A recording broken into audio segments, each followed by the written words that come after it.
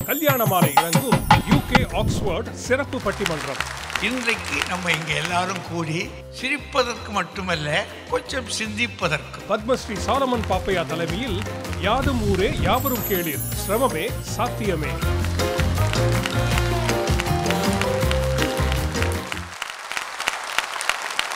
ஐக்கிய ராஜ்ய தமிழ் பேரவையின் அன்பு அழைப்பில் கல்யாண மாலையின் சார்பிலே நிகழ்கின்ற இந்த பட்டிமன்ற நிகழ்ச்சிக்கு ஐக்கிய ராஜ்யத்தின் அனைத்து பகுதிகளிலிருந்தும் வருகை தந்திருக்கின்ற எங்கள் தமிழ் சொந்தங்களே,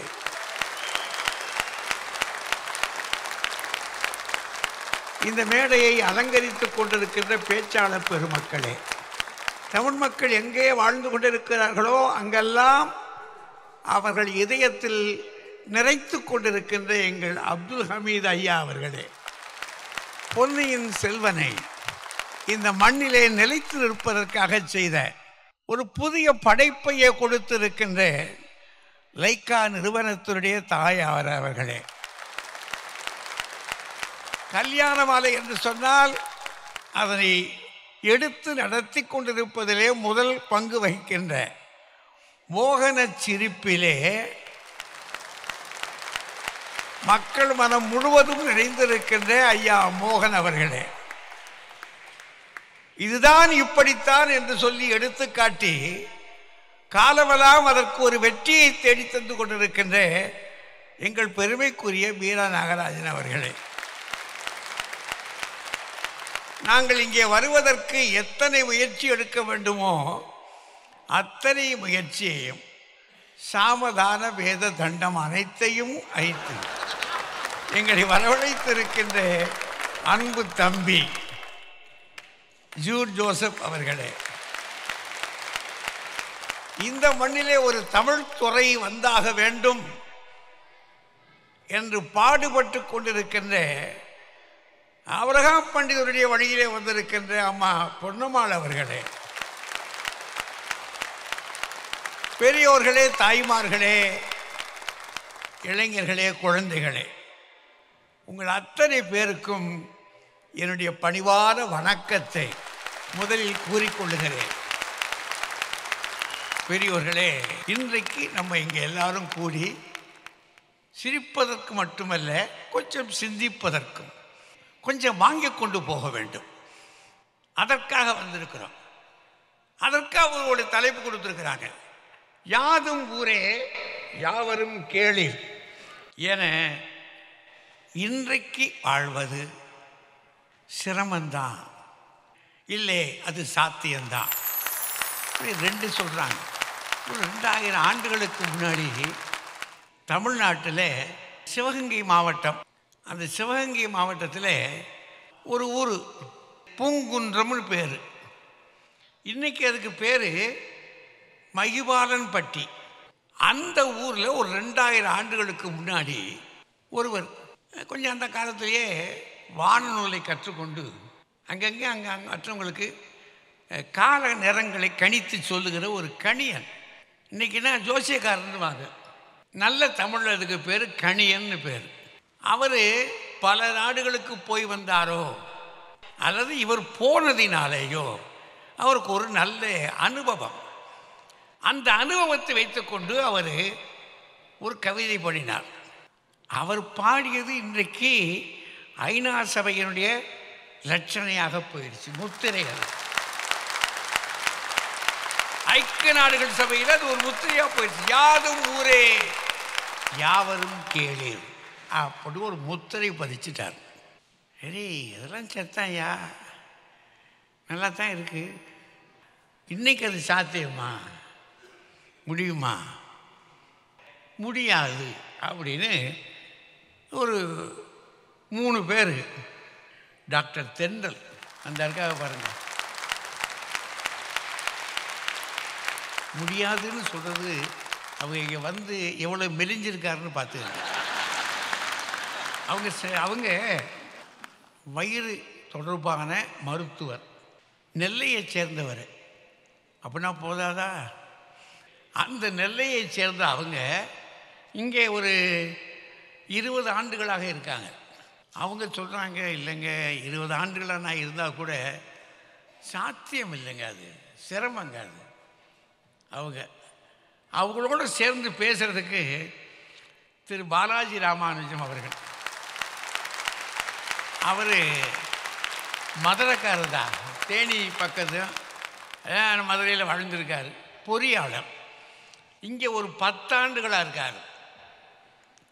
அவரும் சொல்கிறார் சாத்தியமில்லை, அதான் பேசலாம், எங்களுக்கு தெரியுமையா, இங்கெல்லாம் முடியாதியா அப்படின்னு அவர் முடிவு கட்டிட்டார்.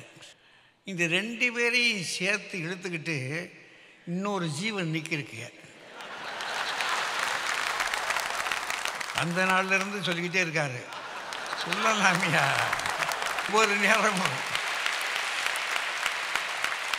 அதெல்லாம் சொல்லலாம், வாயில் அள்ளி விடலாம், முடியக்கூடிய காரியம் அது. எங்களை நிறுத்தி வச்சான் பாருங்க அங்கே, இமிக்ரேஷனா ஏன்டா வர்ற, அது மட்டும் இல்லை, அவன் நம்மளை ஒரு பொருட்டாவே பார்க்கல, நீ எல்லாம் ஒரு ஆளு இங்கே வர்றது. ஐயா என்னைய ஒரு நாற்காலியில் உட்கார வச்சு ஓட்டிகிட்டு வந்தாயா ஒரு ஆள், மேலே ஒரு லிஃப்டில் இறங்கி கீழே கொண்டாந்து வச்சுட்டு கீழே நிறுத்தினா, நான் திரும்பி பார்க்குறேன், ஆளை காணும். நல்ல வேலை எங்கள் ஆளுக நேரம் வருவாங்கன்னு நான் தெரியும், அதனால் காத்திருந்தேன், இல்லை சொல்லுச்சு. அப்போ முடியாது, அதை ராஜா தெளிவாக தெரிஞ்சுக்கிட்டு சொல்லலாம், முடியாதுன்னு முடிவாக நிற்கிறார். 3 பேர் நடக்காத காரியத்தை ஏன் பேசுறீங்க? இந்த பக்கத்தில் 3 பேர், ஐயோ சாத்தியம் யார்? அதனால் இது சாத்தியம் அப்படின்னு சொல்கிறதுக்கு நம்முடைய மருத்துவர் சரவணப்பா, அவர் காது மூக்கு தொண்டை கணக்கச்சு தான் பார்க்குறார். கோயம்புத்தூர் சும்மா இல்லை, கோவை என்றால் தொழிலும் தமிழும் சேர்ந்த ஒரு நகரம், அது சாதாரண இடம் இல்லை அது. அதனால் அங்கேருந்து வந்திருக்கிறார். அடுத்தவங்க மருத்துவர் நிர்மலா ரஞ்சித், அவங்க மகப்பேறு மருத்துவர், சென்னையிலேருந்து வந்திருக்கிறாங்க. அவர் 25 ஆண்டாக இருக்கார், இவங்க 15 ஆண்டாக இருக்காங்க. அவங்க 2 பேருமே சொல்கிறாங்க சாத்தியம்ப்பா, முடியக்கூடிய காரியம் எங்கள் பாரதி, நாங்களாவது அங்கனங்கன போய் வந்திருக்கிறோம். அவங்க பணி நிமித்தமாகவே பல நாடுகள் போனாலும் ஒரு ஊர் 2 ஊர் இல்லை, ஊர் ஊராக பறக்கிற பறவை அது. அதனால் அவங்க என்ன சொல்கிறாங்க, என்னையா முடியாதுன்றீங்க, சாத்தியம் அது தமிழ் மக்களால் சாத்தியமாகாத சொல்லி எதையா இருக்குது, முடியும்யா அப்படின்னு அவங்க நிற்கிறாங்க. இவங்க எல்லாம் எனக்கு என்ன ஒரு பெரிய மகிழ்ச்சின்னா, பிறதுறை சார்ந்த மக்கள் தமிழிலே பேச வேண்டும். அவங்க எல்லாம் மருத்துவர்கள், பொறியாளர்கள், இவங்க தமிழில் பேச ஆரம்பித்தால்தான் தமிழ் மொழி வளரும். இந்த பட்டிமன்றத்தில் இன்றைக்கு யாதும் ஊரே யாவரும் கேளீர் என வாழ்வது சிரமமே என்ற அணி தொடங்குகிறது. முதலிலே டாக்டர் தென்றல் அவர்கள். ஆங்க, யாதும் ஊரே யாவரும் கேளீர் என்பது இக்காலத்தில் சாத்தியமா சிரமமா என்பது கேள்வி. இக்காலத்தில் அதில் ஒரு அனுமானம் இருக்குது பார்த்தீங்களா? இக்காலத்தில்னு சொன்னோன்னா அப்போ அக்காலத்தில் சாத்தியமா இருந்ததுன்னு ஒரு ஒரு ஒரு கெஸ் பண்ணுறோம் இல்லையா நம்ம அந்த இடத்துல. அக்காலத்தில் அப்படி இருந்தது என்பதை அவர்கள் யாராவது பார்த்தார்களா? இல்லை. கவிஞர்கள் கற்பனையில் வாழ்பவர்கள். அப்போ சண்டையும் சச்சரவுமா இருக்கவே யாதும் ஊரே யாவரும் கேளுன்னு நினைச்சு சந்தோஷமா இருங்கடான்னு அவர் சொல்லியிருக்கலாம். அதை கொண்டு வந்து இந்த காலத்தில் சொல்வது என்பது நிச்சயமா சரி கிடையாது. விமான நிலையத்திலேயே இதற்கான முதல் உதாரணத்தை என்னால் சொல்ல முடியும். ஒரு விதமான இறுக்கம் இருக்கும், உறவுகளை பிரிந்து வருகின்றோமே என்ற இறுக்கம். ஏன்னா வரும்போது அந்த ஆர்வம் அதிகம். ஆனால் இங்கே சில நாட்கள் சென்ற பிறகு உறவுக்காக ஏங்க தொடங்குகிறோம். அந்த உறவை பிரியும் இறுக்கம் குறையணும் இல்லையா? அங்கேயும் உறவு இருக்கு, இங்கேயும் உறவு குறைவதில்லை, இன்னும் கூடுகிறது. ஏனென்றால் அத்தகைய உறவுகளை நம்மால் இங்கே ஏற்படுத்தி கொள்ள முடியவில்லை. பணக்கார நாட்டின் ஏழைகள் நாங்கள். என் சைஸை பார்த்து நினைக்காதீங்க நடுவர் அவர்களே. நீங்கள் பொதுவாக பார்த்தீங்கன்னா உணவுக்கு இங்கு பஞ்சமே இல்லை. எல்லாம் இருந்தும் உறவுக்காக ஏங்குகிறோம். உறவுனா என்னங்க? என் சந்தோஷத்தில் அவங்க பங்கு பெறணும், அவங்க சந்தோஷத்துலையும் துக்கத்துலையும் நான் பங்கு பெறணும். பாமா விஜயத்தில் ஒரு சீன் வரும், பாமா வரப்போறா, பாமா வரப்போறா, இந்த வீட்டுக்கு பாமா வரப்போறான்னு. என் நிலைமையும் 3 வாரமாக அப்படி தான் இருந்தது. ஐயா வராங்க, அக்கா வராங்கன்னு நான் நிலை கொள்ளாமல் இருந்தேன். இதை என்னால் அவர்களோடு பகிர்ந்து கொள்ள முடியவில்லை. What will you get? பேசினா உனக்கு என்ன கிடைக்கும்னு கேட்குறான். இது ஒரு வராது வந்த வாய்ப்பு, இது பேரானந்தம், இது என் கனவு என்பதை என்னால் அவர்களுக்கு புரிய வைக்க முடியவில்லை. உங்களை தெரியவில்லை ஐயா, ராஜா ஐயாவை தெரியவில்லை, அக்கா பாரதிக்கா உங்களை தெரியாதவங்க எனக்கு எப்படி உறவாக முடியும்? எப்படி சொல்லுங்க? குற்றம் பார்க்கின் சுற்றம் இல்லைன்னு சொல்லி வளர்த்துருக்காங்க நம்மள. ஏதாவது ஒரு தவறு யாராவது பண்ணிட்டா, பாப்பா உறவுல இடைவேளை வந்துடக்கூடாது, விட்டு தள்ளுன்னு சொல்லி தான் நம்மளை வளர்த்துருக்காங்க. ஆனால் இங்கே நம்மை பெற்றவர்கள் என்றாலும், நாம் கட்டிக்கொண்டு வந்தவர்கள் என்றாலும், நம்மளே பெத்தது என்றாலும், give them space, give them space. அந்த இடைவெளி இருக்கும் இடத்தில் எப்படி ஐயா உறவு வளரும்? 4 வருடம் முன்னாடி எங்கள் அம்மா திடீர்னு இறந்து போயிட்டாங்க. ஸ்தம்பிச்சு நின்னோம். ஆனால் கை கொடுத்தது நட்பும் உறவும் தான். இங்கே கூட வேலை பார்க்குற ஒருத்தருக்கு ஒரு துயரம் நடக்கிறது, போய் உதவி பண்ணணும் துடிக்கிறேன்னா, அப்படியெல்லாம் நீ போயிடாத, அவனுக்கு வேணும்னா அவன் கேட்பான். தெரியாத ஒருத்தர் துயரத்தில் இருக்கும்போதே ஓடி சென்று உதவுவதுதான் தமிழர் பண்பாடு.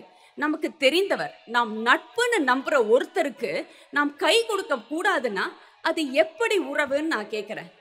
உரிமை இறக்கும் இடத்தில் தானே உறவு வளரும். அந்த உரிமை இல்லையே, அப்ப இது எப்படி நமக்கு நல்லபடி உறவாகும்? இது எல்லாத்தையும் விட்டு தள்ளுங்க. நான் என் மகன் கதைக்கு வருகிறேன். அவன் ஒரு அக்மார்க் வெள்ளக்காரங்க. எவ்வளவு வெள்ளைக்காரன்னா, உள்ளொன்று வைத்து புறமொன்று பேசக்கூடிய வெள்ளைக்காரன்.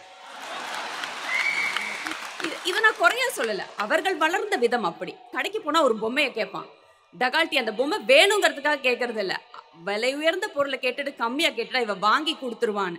அப்படிப்பட்ட வெள்ளைக்காரன். இன்னொன்னு சொல்லலாங்க, அவன் தமிழையே இங்கிலீஷ்ல தான் பேசுவான். அவன் ஏதாவது சொன்னான்னா அது தமிழ்னு மொழிபெயர்க்கணும், அப்புறம் அதை தமிழ்ல மொழிபெயர்க்கணும். இப்படிப்பட்ட ஒரு வெள்ளைக்காரனை திருக்குறள் போட்டியில சேர்த்து விடுறது நான் முடிவு பண்ணேன். அவன் முதல் நாள் கூப்பிட்டு வச்சு, அந்த பேப்பரை பார்த்தான், என்ன பார்த்தான், பேப்பரை பார்த்தா என்ன பார்த்தான், ஆர் யூ சீரியஸ் அப்படின்னா. என்னால் இதை எப்படி சொல்ல முடியும் நீ நினைக்கிற அப்படின்னு. இந்த திருக்குறளை 10 கட் பண்ணி 5 ஆக்கணும், பொருள் வேண்டானோ, அப்புறம் ஒன்னே ஒன்று சொல்லு கண்மணின்னு போட்டோம். இதப்போ என் குடும்பத்தோட நான் இந்தியாவில் பகிர்ந்துக்கிட்டேன். எங்கள் அப்பா, அச்சச்சோ தம்பி ஏதோ போட்டிருக்கான் என்னன்னு பாருடான்னு எங்கள் அப்பாவை கேட்குறாரு. எங்கள் அப்பா, பதறாதீங்கப்பா, பேரன் திருக்குறள் சொல்கிறான், அது இந்த திருக்குறள் தான் அப்படின்னு சொல்லி. இப்படிப்பட்ட வெள்ளைக்காரனுக்கு சில பல இன்னல்கள் ஐயா இந்த ஊரில். அவன் கொண்டு செல்லும் உணவு வேறுங்கிறதுக்காக வேறுபடுத்தி பார்க்கப்படுகிறான். அதோடு என்னன்னா, புள்ள நிம்மதியாக பசியாற முடியல. விளையாட்டுகளில் அவனை சேர்த்து கொள்வதில்லை. வளர வளர அவனுக்கு வாய்ப்புகள் மறுக்கப்படுவது கண்கூடாக தெரிகின்றது. பகைவருக்கும் அருள் செய்யன்னு எனக்கு தெரியும், ஆனா அதனால் அவர்கள் என்னைக்காவது என்னை ஏத்துக்குவாங்கன்னு வெயிட் பண்ண நான் தயார். ஆனால் என் மகனை, என் உயிரை ஏற்றுக்கொள்ளாத சமுதாயம் எனக்கு எப்படி உறவாகும்? ஒரு பாத்திரத்துல தான் எண்ணெயும் தண்ணியும் ஊற்றுங்க, தனித்தனியாக தான் இருக்கும். இருப்பதெனவோ ஒரே பாத்திரத்தில், ஆனால் கலப்பதே இல்லை. வலுக்கட்டாயமா கலக்கணும்னு நினைச்சு நீங்க கலந்தாலும் கலப்பது போல் இருக்கும், அப்புறம் குமிழ் குமிழ் குமிழா பிரிஞ்சு நிற்கும். 1 அல்ல 2 அல்ல 20 30 ஆண்டுகள் ஆனாலும் 31வது ஆண்டு நடக்கும் ஒரு நிகழ்வு உங்களுக்கு நினைவூட்டி கொண்டிருக்கின்றது. இவர்கள் உங்கள் அறிமுகங்கள், உறவுகள் அல்ல என்று கூறி வாய்ப்புக்கு நன்றி பாராட்டி விடைபெறுகிறேன். நன்றி, வணக்கம். ஒரு 20 ஆண்டுகள் அங்கே வாழ்ந்தவங்க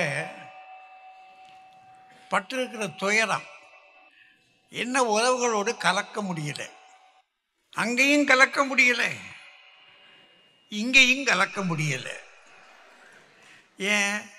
உள்ளொன்று வைத்து புறமொன்று பேசுகிற மக்களாக இருக்காங்க. பிள்ளைகள் எல்லாம் மண்ணை மறந்துருச்சு, மக்களையும் மறந்துட்டாங்க. இது எப்படியா சேரப்போகுது? கண்ணீர் தான் விடலை, வார்த்தைகள் அழுதுட்டாங்க பாவம். எப்படியா சாத்தியமாகும்னு கேட்குறாங்க. ரொம்ப அருமையாக பேசியிருக்கிறாங்க. அவர்களுக்கு என்னுடைய வாழ்த்துக்கள், பாராட்டணும். இவ்வளவு தெளிவாக பேசின பிற்பாடு நடராஜன் சரவணப்பா இருக்காரு, சிரிச்சுக்கிட்டே இருக்கார். ஆனால் அவர் துணிச்சலாக இருக்கார். அவர் இருக்கிற தோரணையை பார்த்தீங்க இல்லையா? ஒரு கல்யாண மாப்பிள்ளை மாதிரி உட்கார்ந்துருக்காரு. வாங்க. சாத்தியமே. சிறந்த திரு வள்ளுவனை சேயாக பெற்றவளே, அறம் திகழ வந்தவளே, ஆருயிரே செந்தமிழே என்று கவிஞர்கள் பாடிய தமிழ் தாய்க்கின் முதல் வணக்கம்.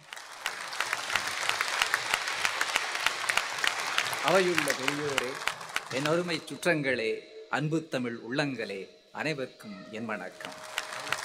ஐயா, இப்போ நான் உங்க முன்னாடி நின்றுட்டு இருக்கேன். நான் எந்த மனநிலையில் நின்றுட்டு இருக்கேன் அப்படின்னா, அர்ஜுனன் தன் சுற்றங்களோடு போராட தயங்கிய போது எந்த மனநிலையில் இருந்தாரோ அதே போல.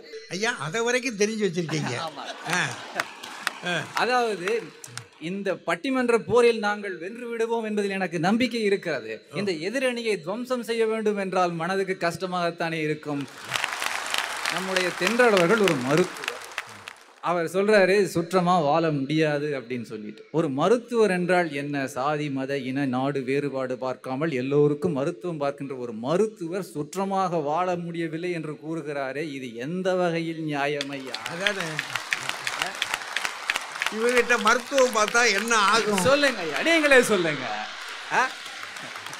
ஐயா வந்துட்டு இங்க வந்துட்டு தமிழ் சொல்றது ரொம்ப தெரிஞ்ச மாதிரி குற்றம் பார்க்கின் சுற்றம் இல்லைன்னு சொல்லிட்டு குற்றங்களா அடிக்கிட்டு போறீங்களே, நீங்க என்ன நக்கீரன் தங்கையா? ஐயா, இந்த 21ஆம் நூற்றாண்டில் இந்தியாவை எடுத்துங்க. 25 வருஷத்துக்கு முன்னாடி நான் அங்கிருந்து வந்த இந்தியா வேற, இப்ப இருக்கிற இந்தியா வேற. உலகத்தின் 5வது பெரிய பொருளாதார நாடாக இந்தியா வளர்ந்திருக்கின்றது. அதுதான் குளோபலைசேஷன், உலகமயமாதல். இப்போ அந்த உலகமயமாதலுக்கு நானே ஒரு உதாரணம். ஓட்டுறது ஸ்வீடிஷ் காரு, அதில் இருக்கிறது செமிகண்டக்டர் தாய்வான், நான் பேசுகிற ஃபோனு சவுத் கொரியாவிலேருந்து வந்துச்சு, வச்சிருக்கிற கம்ப்யூட்டரு அயர்லாண்டு, போட்டிருக்கிற கவரு சைனா. அது ஏதாவது ப்ராப்ளம்னா கூப்பிட்றது பெங்களூரு அல்லது பூனே. ஐயா, அதெல்லாம் சரி, உள்ள விட மாட்டேங்கிறானே. ஐயா, நான் போட்டிருக்கிற வேட்டி அவினாசி ஒட்டிக்கோ கட்டிக்கோ வேட்டி, உள்ள இருக்குது திருப்பூர் பனியனு. இதை விட என்னையா உலகமயமாதலுக்கு உதாரணம் வேணும் உங்களுக்கு? இப்படி இருக்கின்ற உலகமயமாதல் காரணமாக பண்ட மாற்றம் மட்டுமல்ல, மனிதர்களும் இடமாறி கொண்டிருக்கிறார்கள். அப்படி குடிபெயர்ந்து வாழ்கின்ற பொழுது அங்கே வாழ்கின்ற சமுதாயத்தை நம் சுற்றமாக நினைத்து வாழ்ந்தால் ஏற்றம் கிடைக்கும். அவர்கள் நம்மை சுற்றமாக மட்டுமல்ல, அவர்கள் தலைவர்களாக, அவர்களை ஆள தகுதி பெற்றவர்களாக நம்மளை ஏற்றுக்கொள்வார்கள். அதற்கு ஒரு அருமையான உதாரணம் இன்றைய இங்கிலாந்தின் பிரதமர், இந்திய வம்சாவளியைச் சேர்ந்த ரிஷி சுனாக் அவர்கள். ஐயா, இந்த கல்யாண மாலை பட்டிமன்றத்தில் வந்துட்டு கல்யாணத்தை பற்றி பேசாமல் இருக்க முடியுமா? அந்த காலத்தில் நான்லாம் கல்யாணம் பண்ணும்போது ஒரு சாய்ஸும் கிடையாது. இந்த பொண்ணை பாரு கல்யாணம் பண்ணிக்க சொல்லிட்டாங்க. இப்போ அப்படி கிடையாது. இப்பொழுது உங்களுக்கு பொண்ணு வேணும்னா கல்யாண மாலை மாதிரி ஒரு இணையதளத்தில் நீங்கள் போய் பதிவு பண்ணிட்டீங்கன்னா உங்களை பற்றிய செய்திகள் சென்றடையும் 8 திக்கும் செல்போனை தேடி. அதாவது அமெரிக்காவில் இருக்கிற மணமகனை ஆஸ்திரேலியாவில் இருக்கிற மணமகளோடு இணைத்து கொண்டிருக்கின்ற இந்த இணையதளங்கள். இவங்க சொன்னாங்க, என்ன கணியன் பூங்குன்றனாரு கற்பனையில் எழுதினாங்களா, கனவு கண்டாரா? கனவாகவே இருக்கட்டும். அப்படி கனவாகவே இருந்தாலும் அந்த கணியனின் கனவை நிறைவேற்றி கொண்டிருக்கிறது இன்றைய கணனி உலகம் என்றால் அது மறுக்க முடியாத ஒன்று. ஐயா, தென்றலவர்கள் சொன்னாங்க, என்ன நினைக்கிறாங்களே தெரியல, உள்ளொன்று வைத்து புறமொன்று பேசுகிறார்கள் என்று. ஐயா, இங்க இருக்கிற கணவன்மார்களை கேளுங்க, அவங்க மனைவி நினைக்கிறது என்னன்னு தெரியுமா சொல்லி. ஓ, உங்க சோகத்தை சொல்றீங்களோ? அதாவது நண்பர் யாராவது ஒருத்தர் ஈவினிங் டீ குடிக்க கூப்பிடுறாங்க அல்லது டின்னர் கூப்பிடுறதுக்கு கூப்பிட்டாங்கன்னா நான் போயிட்டு வரட்டுமா கேட்டா உங்க இஷ்டம், என்ன வேணா பண்ணுங்க. ஏமா இதுக்கு என்ன அர்த்தம்? நாதா சந்தோஷமாய் சென்று வாருங்கள் அப்படின்னு அர்த்தமா? இல்ல அடே போய் பாரு என்ன ஆகுன்னு பார்க்கலாம் அர்த்தமா? அதாவது என்ன நினைக்கிறாங்கன்னு தெரியலன்னா சுற்றமாவே நினைக்க முடியாதுன்னா குடும்பமே கலைஞ்சு போயிடுமாம்மா. இப்ப நான் யாராவது இறந்துட்டா புதைச்சிருவாங்க அல்லது எரிச்சிருவாங்க. அப்படி இருக்கின்ற காலகட்டத்தில் யாருக்குமே பயன்படாது போகின்ற இந்த உடல் தானம் செய்தால் அவர்கள் வாழ வைப்பதுக்காகத்தானே அர்த்தம். அதைத்தான் கமலஹாசன் அவர்கள் கதையிலே சொன்னார், உடல் தானம் செய்வது தாய்மைக்கு நிகரே, தகனம் செய்யும் முன் தானம் செய்வீர் என்றார். அப்படிப்பட்ட ஒரு உன்னதமான ஆர்கன் டொனேஷன் பத்தி இந்த இங்கிலாந்து நாட்டிலே 2 ஆண்டுகளுக்கு முன்பு ஒரு சட்டம் கொண்டு வந்தார்கள். 18 வயதுக்கு மேற்பட்ட யாரேனும் இறந்து விட்டால் அவர்கள் தங்கள் உடல் உறுப்புகளை தானம் செய்ததாகவே கருதப்படுவார்கள். Unless opt out. நமக்கு யாருமே தெரியாத ஒரு சுற்றங்களுக்கு உடல் தானம் சென்றடையும் என்ற ஒரு பெரிய சமுதாயத்தில் நாம் வாழ்ந்து கொண்டிருக்கிறோம் இந்த காலகட்டத்தில். ஐயா, நான் திருவள்ளுவர் இருந்திருந்தார்னா இதை பத்தி என்ன எழுதியிருப்பா நான் ரொம்ப யோசிச்சேன். என்ன சொன்னார்? இறந்தும் உயிர் வாழ்தல் வேண்டின் மறந்து விடாதீர் உடல் தானம் என்றார். இந்த மருத்துவ வளர்ச்சி விஞ்ஞான வளர்ச்சியும் வளர்ந்திருக்கின்ற காலகட்டத்தில் யாதும் ஊரே யாவரும் கேளீர் என்பது வாழ்வது சாத்தியமே. சொல்ல போனால் வரலாற்றின் ஒரு மிகச்சிறப்பான காலகட்டத்தில் நாம் வாழ்ந்து கொண்டிருக்கின்றோம். அத்தனை வாய்ப்புகள் இருக்கின்ற இந்த காலகட்டத்தில் கண்டிப்பாக யாதும் ஊரே யாவரும் கேளீர் என்று வாழ முடியும். அது சாத்தியமே. அப்படி வாழ்வதுதான் நாம் நம் எதிர்கால சந்ததிக்கு தருகின்ற பெரும் பரிசாக இருக்கும் என்று கூறி வாய்ப்பளித்தமைக்கு நன்றி கூறி அமைகின்றேன். வணக்கம். நம்ம மருத்துவர் நடராஜன் சரவணப்பா தமிழ்நாட்டில் இருக்கக்கூடிய அரசியல் பேச்சாளர்களை இங்கே கொண்டாந்துட்டார். பேசிய முறையை பார்த்தீங்களா? அப்படி ஒரு அரசியல் வாடை ஜக்குன்னு அடித்தார். தெளிவான ஆள். கோயம்புத்தூர் பூ. ஆண்களை கேட்குறேன், உங்கள் வீட்டம்மாவை கேளுங்க, மனைவியை கேளுங்கன்னாரு. நம்மளை அம்பிட்டு பேரையும் ஒரு பக்கம் சிந்திக்க வச்சுட்டார்ல. அப்புறம் என்ன பாடுபட்டிருப்பார். கடைசியாக உலகம் ஒரு குடும்பம் அப்படின்ற அந்த முத்திரையை கொண்டாந்து பதிச்சு முடியும். தானம் கொடுக்குற நாடியா நாம் அந்த ஒரு யுகத்துக்கு வந்து ஒரு பாடு வாழ முடியாதா என்ன அப்படின்னு அவர் பேசின பேச்சிருக்கே வாழ்த்துக்கள். அவர் பேசின பிற்பாடு இப்போ இந்த கட்சி கொஞ்சம் இறக்கமாக தெரியுதுல்ல. பாலாஜிக்கு கொஞ்சம் சிரமந்தான். வாங்க பாலாஜி ராமானுஜம் வாங்க. இரு மனங்களை ஒருங்கிணைக்கும் கல்யாண மாலை குழுவினருக்கும் சங்கங்களை சங்கமிக்க செய்த UKAT குழுவினருக்கும் சன் டிவி மற்றும் அனைத்து தொழில்நுட்ப வல்லுநர்களுக்கும் என்னுடைய நெஞ்சார்ந்த நன்றிகளும் வணக்கங்களும். நம்ம சரவணப்பர் வந்து ஒன்றை மட்டும் மிஸ் பண்ணிட்டாருங்க. சும்மா லக்க லக்க லக்க லக்க லக்க லக்க லக்க லக்கன்னு முடிச்சிருந்தார்னா சந்திரமுகியாக மாறியிருக்கும் எங்கள் அண்ணன் சரவணப்பரை பாருங்கள்னு சொல்லியிருக்கலாம். என்னமா அடிச்சு விடுறாருங்க. என்ன கொடுமை சரவணன் சார் இது. 130 வருஷம் முன்னாடி இந்தியாவின் மீதான செல்வச் சுரண்டல் அப்படின்னு சொல்லி தாதாபாய் நவ்ரோஜி ஒரு புக்கு போட்டிருந்தாரு. இப்போ சுரண்டதெல்லாம் கண்ணு முன்னாடி வந்து போங்களா இல்லைங்களா? இப்போ பார்த்தீங்கன்னா இன்னும் 17 நிலப்பரப்புகளுக்கு செல்ஃப் கவர்னிங், அதாவது சுயமாக அவங்களால ஆட்சி பண்ண முடியாதுன்னு சொல்லி அதனுடைய நிர்வகிக்கும் அட்மினிஸ்ட்ரேஷன் பவரை வைத்திருக்கக்கூடிய நாடுகளின் பட்டியலை எடுத்து பாருங்க. இதில் இன்டர்நெட் யூசேஜ், இன்டர்நெட்டை இவர் யூஸ் பண்ணுறாரா இல்லை இன்டர்நெட் இவரை யூஸ் பண்ணுதா? எல்லாம் டேட்டா சுரண்டல். அதுக்கப்புறம் மைக்ரேஷன், 60 லட்சம் பேர். நீங்கள் எல்லாரையுமா வாங்கன்னு சொல்கிறீங்க? ஒரு மாதிரியான எல்லா வகையாக ஜாதகத்தை எல்லாத்தையும் அலசி ஆராய்ஞ்சு அதுக்கப்புறம் தான் கொடுக்குறீங்க. அது ஒரு வகையான அறிவு சுரண்டல். ஐயா, இப்போ இந்த செல்வ சுரண்டல், அறிவு சுரண்டல், டேட்டா சுரண்டல் இதை சர்வாதிகாரத்தனமாக பண்ணுவோன்றதை தான் இவ்வளோ நேரம் சரவணப்பர் வந்து சத்தமாக சொல்லிட்டு போயிருக்காருங்க. நீங்கள் தெரிஞ்சு தானே வந்தீங்க. இது மட்டும் இல்லாமல் ஒரு டிபெண்டன்ட் வீசா வாங்குறதுக்கு எவ்வளோ பெரிய சிரமம் இருக்குன்னு தெரியுங்களா? என் மனைவியை நானே போய் மனைவின்னு ப்ரூவ் பண்ணணும். இருக்கிற சிரமத்திலேயே நான் எங்கேயோ வச்ச மேரேஜ் சர்டிஃபிகேட்டை தேடி கண்டுபிடிக்கணும்.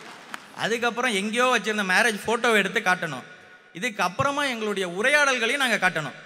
நான் போய் என் மனைவிக்கு அன்பே சங்கீதான்னு ஒரு இமெயில் போட்டு அதுக்கப்புறம் அதெல்லாம் வந்து ப்ரூஃபாக வச்சு ஒரு டிபெண்ட் விசா வாங்குறோம். ஆமாம், நீங்கள் வேற ஆள் மனைவின்னு சொல்லி வேற ஆளை கொண்டாண்டிங்கன்னா சொல்ல முடியாதுல்லங்க. லைசன்ஸ் நம்ம ஊரில் வண்டி ஓட்டணுமே இந்த எந்த ஊர்லேயும் ஓட்டுவாங்கய்யா. நம்ம ஊர் லைசன்ஸ் இங்கே வந்தோடனே 1 வருஷத்தில் செல்லாதுங்க.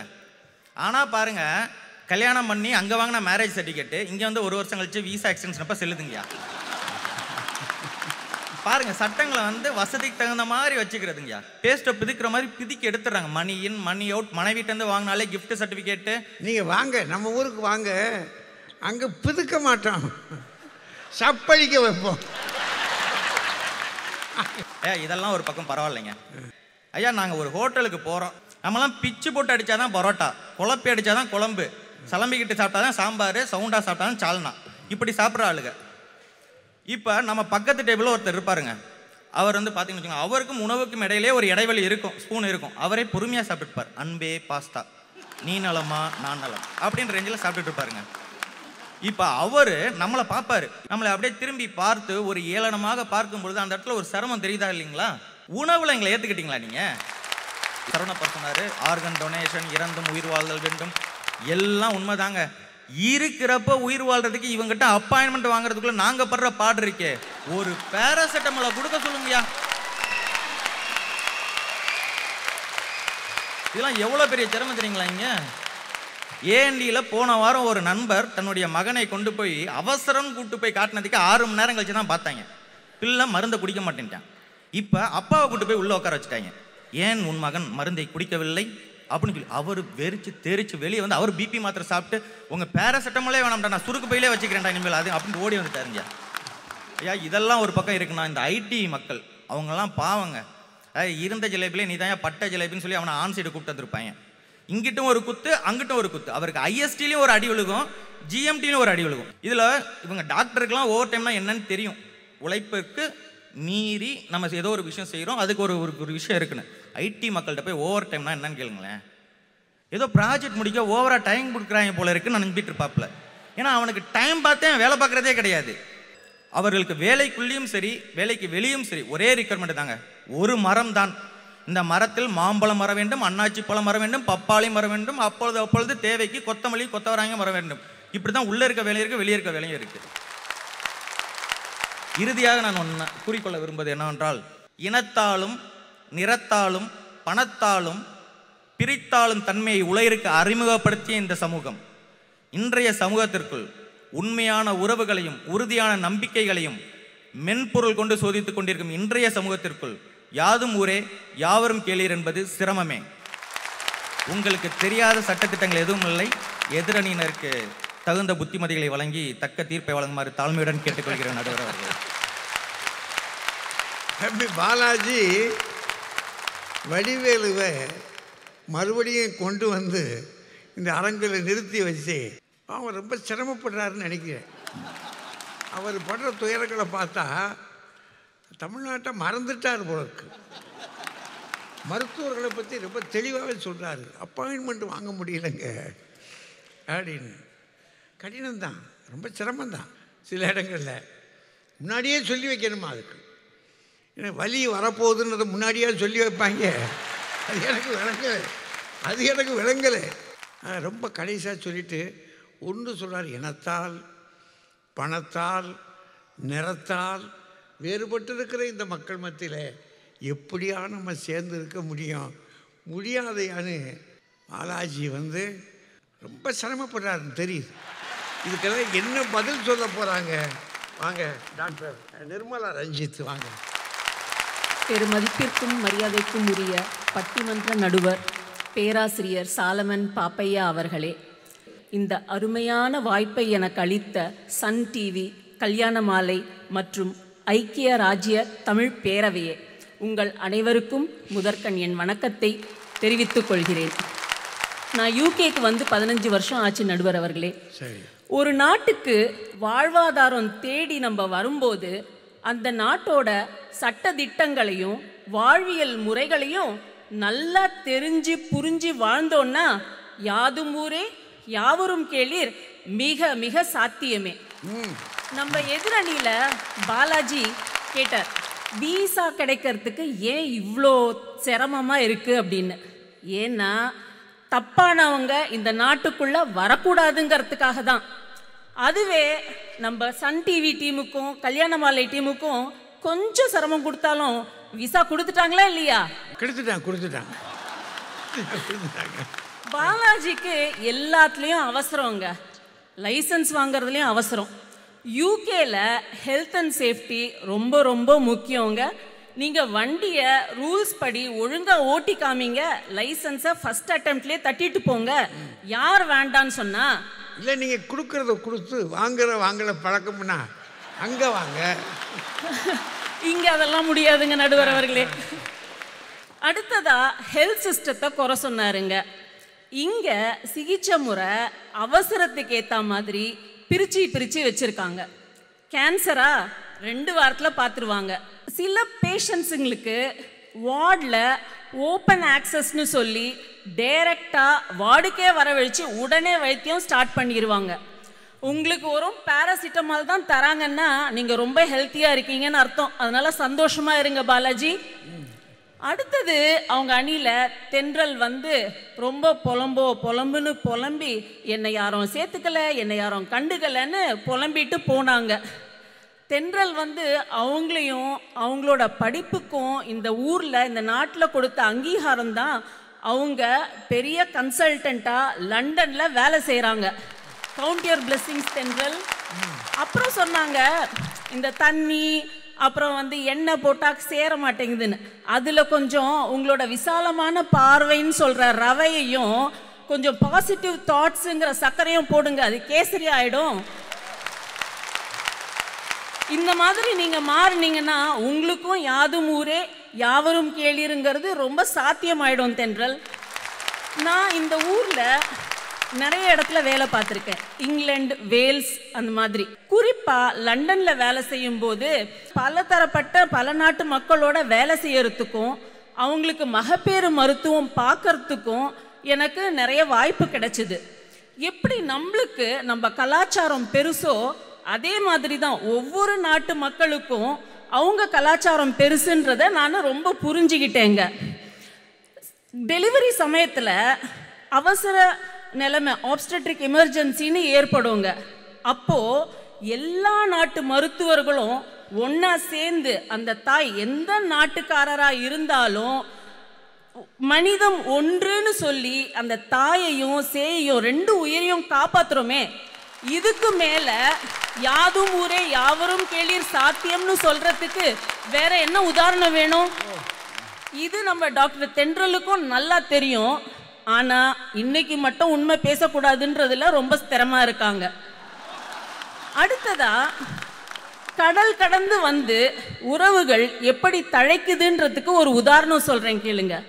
இந்தியாவில் நடந்த எங்கள் கல்யாணத்துக்கு 8 ஸ்பானிஷ் ஃப்ரெண்ட்ஸு யூகேலேருந்து வந்திருந்தாங்கங்க. காயிற வெயிலை பொருட்படுத்தாமல் ஆகிற செலவை பொருட்படுத்தாமல் எங்களுக்காக வேண்டி அவ்வளோ கஷ்டப்பட்டு இந்தியா வந்தாங்க. எங்கள் கல்யாணத்தில் அவ்வளோ அழகாக புடவை கட்டி பொட்டு வச்சு பூ வச்சின்னு நம்ம கலாச்சாரத்தில் அப்படியே ஐக்கியமானது தாங்க அங்கே ஹைலைட்டு. வந்த யாரும் அங்கே மாப்பிள்ளை பார்த்துக்கிடலையே, சில ஊரில் அது நடக்குதுங்க. இது அடுத்த ஜெனரேஷன்லேயும் தொடருதுங்க. இப்போ நம்மளுடைய குழந்தைக்கு அடுத்த நாட்டில் ஒரு அந்யோன்யமான ஒரு அன்பான உறவு இருக்குன்றது தெரியும் போதே நம்ம மனசுக்கு எவ்வளோ ஒரு திருப்தியான விஷயம் நடுவர் அவர்களே.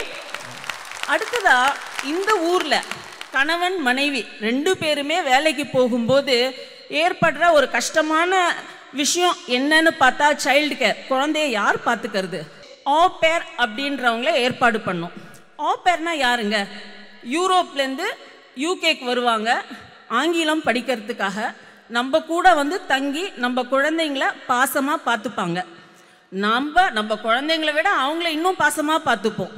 இதில் முக்கியமான விஷயம் என்னென்னா, சோஃபியாங்கிற ஒரு ஆப்பேர் கிட்ட எங்கள் குழந்தைங்க ரொம்ப அட்டாச் ஆகிட்டாங்க. இப்போ அவங்க எங்களுக்கு கார்டியனா நீ யாரையாவது வைக்கணும்னா சோஃபியாவை தவிர யாரையும் வைக்கக்கூடாதுன்னு சொல்ற அளவுக்கு அவங்க அவ்வளோ பாசமா இருக்காங்கன்னா பார்த்துக்கோங்க. ஒரு நாள் இரவு நேரம் எங்க வீட்டுக்காரர் ஊர்ல இல்லாத சமயம் கரண்ட் போயிடுச்சுங்க நடுவர் அவர்களே. எனக்கு யூகேல கரண்ட் போவோன்றதே அன்னைக்கு தான் தெரியும். எதிர் வீட்டுக்காரர் கதவை ரொம்ப தயங்கி தட்டி உதவிக்கு கூப்பிட்டேன் நான். அவர் பாவம் தூங்கிட்டு இருந்தவர் எழுந்து வந்து உடனே என்ன ஏதுன்னு பார்த்து சரி பண்ணிட்டு போயிட்டார். அவரு தயக்கமே இல்லாம உதவினார். இதுல இருந்து என்ன தெரியுது? தயக்கம் நம்ம கிட்ட தான் இருக்கே தவிர அவங்க கிட்ட கிடையாது. இந்த ஊர்ல முக்கியமான பண்டிகைனா என்னது? கிறிஸ்மஸ். டிசம்பர் மாதம் வந்தாவே அப்படியே ஜெகஜோதியா கோலாகலமாக இருக்கும். நாங்களும் கிறிஸ்மஸ் ட்ரீ வச்சு கொண்டாடுவோம் வீட்டில். இங்கே இருக்கிற வெள்ளைக்காரங்களோட எல்லாரோடையும் சேர்ந்து சந்தோஷமாக கிஃப்ட்ஸ் பகிர்ந்துக்கிட்டு நல்லா கொண்டாடுவோம். அதுவே நம்ம தீபாவளியை இங்கே எப்படி கொண்டாடுறோம்? லண்டனில் ட்ரஃபால்கர் ஸ்கொயரில் வச்சு கொண்டாடுறோங்க. இது நம்மளுக்கும் நம்மளோட பண்டிகைக்கும் இவங்க கொடுத்த அங்கீகாரம் தானுங்களே. இந்த கொரோனா காலகட்டத்தில் இந்த எங்களை மாதிரி ஃப்ரண்ட்லைன் ஒர்க்கர்ஸுக்காக அவங்க சேவையை பாராட்டும் விதமாக எங்கள் தெருவில் இருக்கிற அத்தனை பேரும் வாரம் ஒரு குறிப்பிட்ட சமயம் ஒன்று கூடி 5 நிமிஷம் கைத்தட்டுவாங்க. இது நிஜமாவே எனக்கு ஒரு கூஸ் பம்ப்ஸ் வர வச்ச சமயம். இந்த கொரோனா காலகட்டத்தில் நம்ம எத்தனை உயிரிழப்புகளை பார்த்தோம், எத்தனை பேருக்கு ஆறுதலாக தோள் கொடுத்து நின்னோம், எத்தனை புது சொந்தங்களை நம்ம தேடிக்கிட்டோம். ஒரு 2-3 வருஷமா யாருமே தாய்நாட்டுக்கு போல நடுவர் அவர்களே. சுற்றி இருந்தவங்கள தான் சொந்தமா உறவா பார்த்து வாழ்ந்தோம். அப்படி இருக்கும்போது யாதும் ஊரே யாவரும் கேளிருங்கிறது நம்ம வாழ்ந்து காட்டிட்டோம் இல்லைங்களா? அன்பிலார் எல்லாம் தமக்குரியர், அன்புடையார் என்பும் உரியர் பிறருக்கு அப்படிங்கிற மாதிரி நாம எல்லா நாட்டு மக்கள் கிட்டையும் அன்கண்டிஷனலா அன்பு செலுத்தணும்னா அவங்களும் அந்த அன்பை உள்ளம் உருகி நெகிழ்ந்து நம்மளையும் உறவாத்தான் பார்ப்பாங்க. சமஸ்தலோகா சுகினோ பவந்து அப்படின்னு சொல்லி வாய்ப்புக்கு நன்றி கூறி உரையை முடிக்கிறேன். நன்றி. அதேப்பா, என்னையா எவ்வளவு நம்பிக்கை ஊட்டியிருக்காங்க அந்த மருத்துவர். தன்னுடைய சொந்த அனுபவங்களை சொல்றாங்க, சும்மா அங்கங்கேயும் பார்க்கல. இது என்னுடைய அனுபவம். எடுத்த வீட்டுக்காரரை போய் இரவு நேரத்தில் இருட்டு வேலை வீட்டுக்குள்ளே வந்து ஒரு நிமிஷத்தில் அவன் சரி பண்ணி கொடுத்துட்டு போயிருக்காரே, நாம் பழகிற விதத்தை பொறுத்து இருக்கிறதுன்னு சொல்கிறாங்க. நீங்கள் கொடுங்க, அப்போது திரும்ப பெறுவீர்கள். கொடுத்தா தானே கிடைக்கும். ஒவ்வொரு அனுபவமாக சொல்லி எத்தனை நாடுகளில் பழகிருக்கும்ன்றாங்க. வேறு ஊர்கள் அயல் நாடுகள்லேருந்து வந்திருந்தவங்களெல்லாம் இவங்க வீட்டில் உதவி பிள்ளைகளுக்கு உதவியாக இருந்து இப்போ கார்டியனாக போடணும்னா யாரை போடணும்? அவங்களைத்தான் போடணும்னு பிள்ளைங்க சொல்லுது. ரொம்ப அருமையாக செஞ்சுருக்கிறாங்க. இந்த வெளியிலிருந்து வந்திருக்கிற 2 பேர் அங்கேருந்து வந்த பார்வை இருக்குல்ல, இப்போ இவங்கெல்லாம் உள்ளே இருந்த பார்வை, வெளியே இருந்து வந்திருக்கிற பார்வையில் ராஜா ரொம்ப கடினமான ஆள், விடமாட்டார், நம்பிக்கையோடு நிற்கிறான். வாங்க. பட்டிமன்ற நடுவர் தமிழறிஞர் அவர்களே, 2 அணிகளையும் சார்ந்த அறிஞர் பெருமக்களே, ஐக்கிய ராஜ்ய தமிழர் பேரவை சார்ந்த பெரியோர்களே, நண்பர் டாக்டர் ஜூட் அவர்களே, பெருமைக்குரிய கல்யாண மாலை மோகனையா அவர்களே, மீரா நாகராஜன் அம்மா அவர்களே, பெருந்திரளாக இங்கே வருகை தந்திருக்கக்கூடிய அருமைக்குரிய தமிழ் சொந்தங்களே, உங்கள் அத்தனை பேருக்கும் என்னுடைய அன்பான வணக்கத்தை தெரிவிக்கிறேன். ரொம்ப கஷ்டமான ஒரு வேலை. ஏன்னா அவங்க 2 பேருமே புதுசாக மேடைக்கு பேச வர்றவங்க. அவங்கள எதிர்த்து பேசுறது கஷ்டம். 2 பேருமே ரொம்ப கடுமையாக பேசி உட்காந்துருக்குறாங்க. அவங்க 2 பேர் பேசும்போதும் அவங்க அணி தலைவி கைதுன்றது பார்த்தீங்களா? எங்கப்பா அப்படி கட்சிக்காரங்க கைதட்டுற மாதிரி தட்டினாங்க. பாரதி மேடம் இவ்வளவு பலமாக கைதட்டி நான் இன்னைக்கு தான் பார்த்துருக்கேன். இப்போ பேசின டாக்டர் நிர்மலா அவர்கள் முதல் வரியே சொன்னாங்க, சட்ட திட்டங்களை தெரிந்து புரிந்து வாழ்ந்தால் யாதும் ஊரே யாவரும் கேளீர். கணியன் பூங்குணன் அப்படியா பண்ணாரு? இவங்க அதுக்கு மேலே ஒன்று போட்டுக்கிறாங்க, ஒரு ப்ரிஃபிக்ஸு.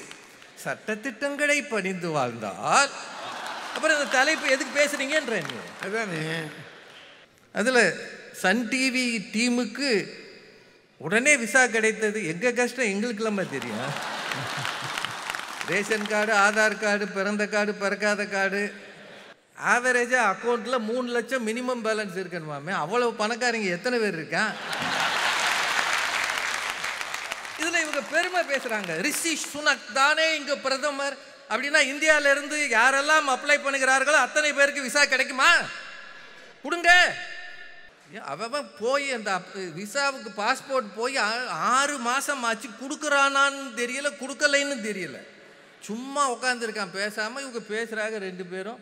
ஒன்றே ஒன்று, டாக்டர் நிர்மலா வந்து பிள்ளைகளை பூரா யார்கிட்டையோ கொடுத்து வளர்த்துருக்குறாங்க.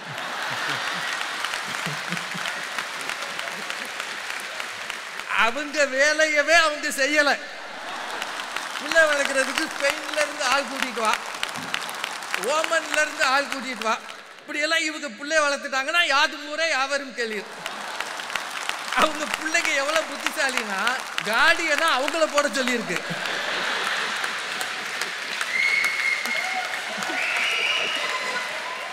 இது அவங்களுக்கு எதிரான பாயிண்ட்னு தெரியாமலே அதை பேசிட்டு திரும்பி வேற பார்க்குறாங்க. இதுக்கு பாரதி மேடம் வேகமாக கைதட்டுறாங்க.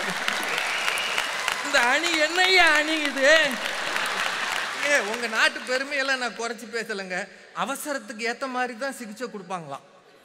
டாக்டர் வந்து பார்த்தா தானே அவசரமா இல்லையானே தெரியும். என்னையா இது? டாக்டர் பார்க்கறதுக்கே 12 நாள் ஆகுமா? அவசரம் அதுக்குள்ள போயிடுச்சுன்னா என்ன பண்றது? அதில் அவங்க சொல்றாங்க, பாசிட்டிவ் தாட்ஸ் என்னும் சர்க்கரையை போட்டு கேசரி கிண்டணும். நீங்க ஏற்கனவே அல்வா கிண்டி கொடுத்தது பத்தாதா? இவங்க கல்யாணத்தில் ஸ்பானிஷ் ஃப்ரெண்ட்ஸு 8 பேர் வந்தாங்களாம். எல்லாம் பொட்டெல்லாம் வச்சாங்களாம். இந்த வெளிநாட்டிலேருந்து நம்ம ஊருக்கு வரவனுக்கு ஒரு மாலையை போட்டு விட்டோன்னு வைங்க, குளிக்கிற நேரம் கூட மாலையோடயே திரிவான், கலட்டவே மாட்டான், மாலையோடயே அலைவாங்க எங்கே பார்த்தாலும். ஏன்னா அவனுக்கு அது ரொம்ப புதுசு. இதனால இந்திய கலாச்சாரம் அங்கே போயிடுச்சுன்னு அர்த்தமா? என்னையா கதை இது? அந்த அணியை பார்த்தாலே பயமாக இருக்கு. அதில் அம்மா, நீங்கள் கொரோனா காலத்தில் அவங்க நிறைய டாக்டர்ஸ் இருக்கீங்க, செய்த சேவைகளுக்காக ஒவ்வொரு வாரமும் 5 நிமிஷம் தெருவில் கைதட்டினாங்களாம். நாங்கள் எங்கள் ஊரில் டம்ளர்லாம் தட்டினோம். சிலது நெளிஞ்சே போச்சு. அது நெளிஞ்சு போச்சு, ஆனால் கொரோனா போகலை. அப்போ பொன்னியின் செல்வன் படம் எடுத்திருக்கிறாங்க, லைக்கா ப்ரொடக்ஷன்ஸ் அம்மா வந்திருக்கிறாங்க. அது வந்தப்போ நம்ம ஊர்லேயே நான் சேரன், நான் சோழன், நான் பாண்டியன் சண்டை போட்டாங்க. தெரியுமா? அது உங்களுக்கு தெரியுமா? நாங்களாம் சோழர். இங்கேயே பாருங்கள், அந்த அவர் வந்தார், முதல்ல பேசினார் டாக்டர் சரவணப்பா. அவர் பேரை சொன்னோடனே கொஞ்சம் பேர் கைத்தட்டினீங்க. அதுக்கப்புறம் ஐயா அவர் கோயம்புத்தூர்காரனோன்னு கொஞ்சம் பேர் கூடுதலாக கைத்தட்டினாங்கல்ல. தட்டினாங்களா இல்லையா? தட்டினாங்களா இல்லையா? அப்படின்னா பேரை விட கோயம்புத்தூர் நம்மூர் நம்மூர். உங்களுக்குள்ள இன்னத்த சின்ன வட்டத்தை விட்டு வெளியே வரல. யாதும் ஊரே யாவரும் கேளீர். இதில் அவர் சொல்றாரு, அப்துல் கலாம் ஐயா போய் அங்கே பேசினார் யூரோப்பியன் யூனியனில், யாதும் ஊரே யாவரும் கேள்வின்னு பேசினார். அதுக்கு பிறகுதான் பிரெக்சிட்டே வந்தது.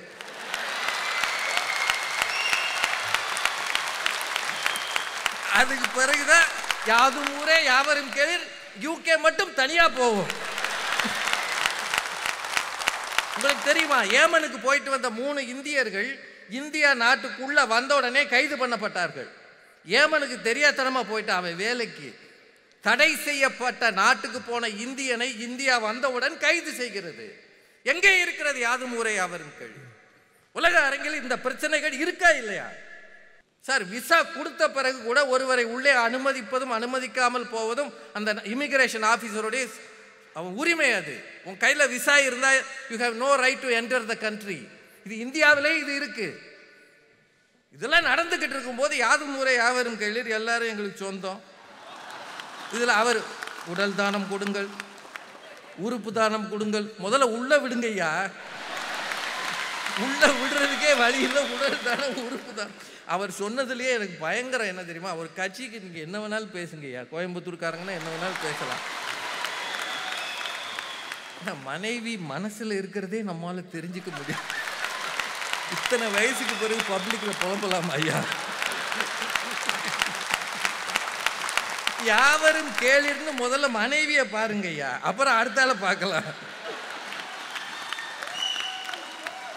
ரொம்ப காலத்துக்கு முன்னாடி ஃபிஜி தீவுகளில் இருக்கக்கூடிய நம்முடைய இந்தியர்களை பார்த்து, பெண்களை பார்த்து, அங்கே படுகிற பாட்டை பார்த்து பாரதியார் கண்ணீர் வடித்தார். கரும்பு தோட்டத்திலே அந்த கரும்பு தோட்டத்திலே அவர் விம்மி விம்மி விம்மி அழும் கண்ணீர்னு 4 தடவை விம்மின்னு போட்டார். வெளிநாட்டுக்கு போகிறவர்கள் பட்ட பாடுகள் தெரியுமா உங்களுக்கு? வெளிநாட்டுக்கு போனவங்களாம் இதே மாதிரி ஏசி ரூமில் உட்காந்துருக்கானா? கல்ஃபில் வேலை செய்கிற அத்தனை பேரும் 50 டிகிரியில் இருக்கானே.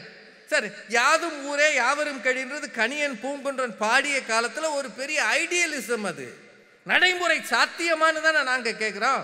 சாத்தியமா சொல்லுங்க. ஒரு வாரத்துக்கு போடுற ட்ரெஸ்ஸை ஒரு நாளில் போட்டிருக்கேன் நான்.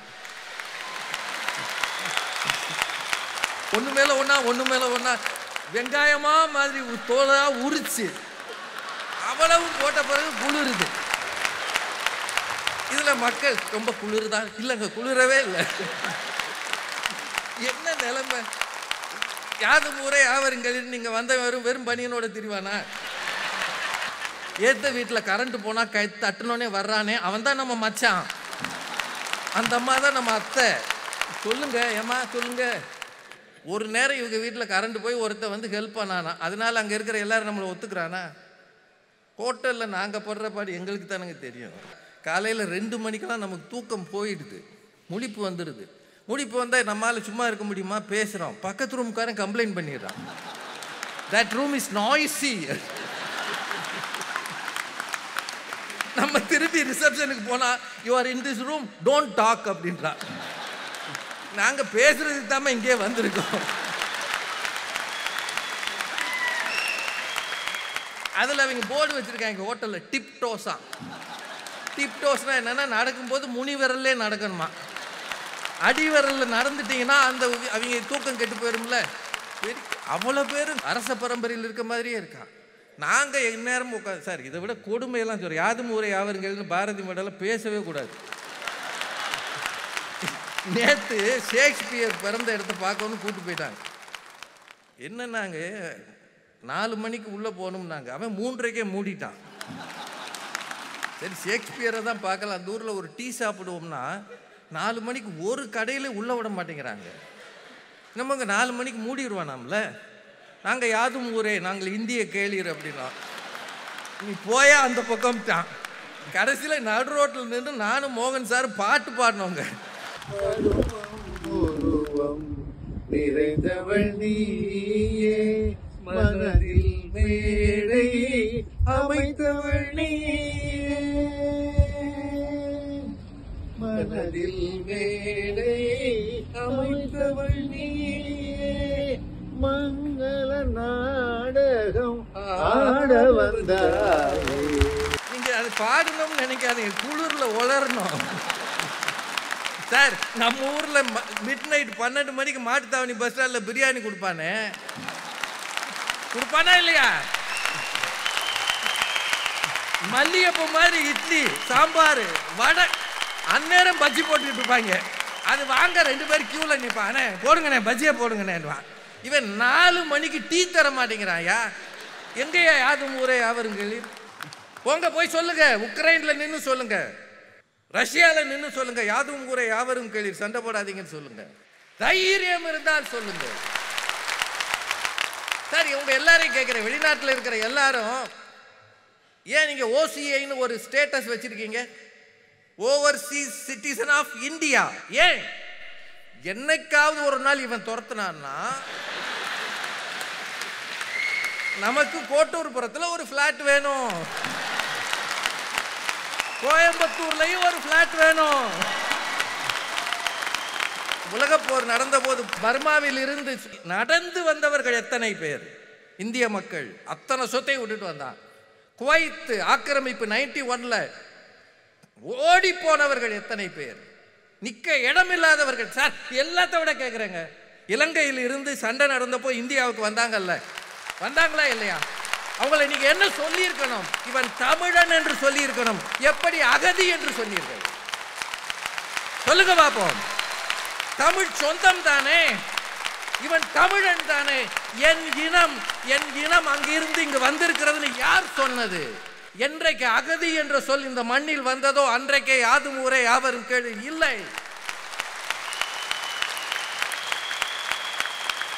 சொத்து வாங்குவதற்கு எல்லா நாடுகளிலும் உங்களுக்கு உரிமை கிடையாதுங்க. இது உண்மையா இல்லையான்னு யோசிச்சுக்கோங்க.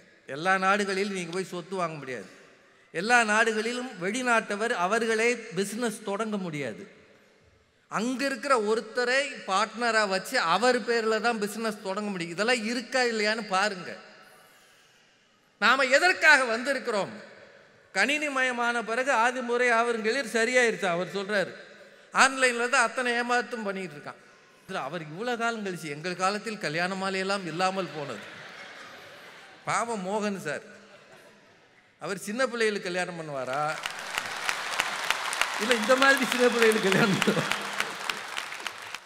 எல்லை தாண்டி மேய்ந்தால் எரும மாட்டை கூட கைது பண்ணுற நாடு இது, தெரியுமா உங்களுக்கு? பறக்கிற பறவைகள் மட்டும்தான் இந்த உலகத்திலே விசா இல்லாமல் போய் வருகின்றன. மனிதர்களுக்கு அது இல்லவே இல்லை. சிதறி கிடக்கிறது, சுக்கு சுக்காக உடைந்து கிடக்கிறது, இன்னும் உடைந்து கொண்டு இருக்கிறது. யுஎஸ்எஸ்ஆர்ன்றதானங்க இருந்தது ஒரு காலத்தில், இத்தனையாக ஏன் உடைந்தது? அது உடையாமல் போயிருந்தால் இன்றைக்கு உக்ரைன் வார் வந்திருக்குமா? உலக பொருளாதாரம் சிக்கலாகி இருக்குமா? இந்த உலகம் முழுக்க ஒன்றிணைந்து இருக்கிறோம் அப்படின்னு பேசுகிறோம், ஆனால் இப்போது தான் பிளவுபட்டு கிடக்கிறோம். முதலில் எல்லா நாட்டுக்கும் போய் வருவது சிரமம், எல்லா நாட்டையும் சுவீகரிப்பதும் சிரமம். இப்படி செய்யாத ஒரு காலத்தில் கணியன் பூங்குன்றன் சொல்லி வைத்த தமிழின் பெருமையை எடுத்துக்கொண்டு இது சாத்தியமே என்று சொல்ல நான் வரவில்லை. ஏனென்றால் நான் போன நாட்டிலெல்லாம் எப்போ போறேன்னு தான் என்னை கேட்டானே தவிர, ஆமாங்க ரிட்டன் டிக்கெட் காட்டலைன்னா உள்ளே விட மாட்டேங்கிறான். யாதும் ஊரே யாவரும் கேளீர் என்று பேசுவோம்.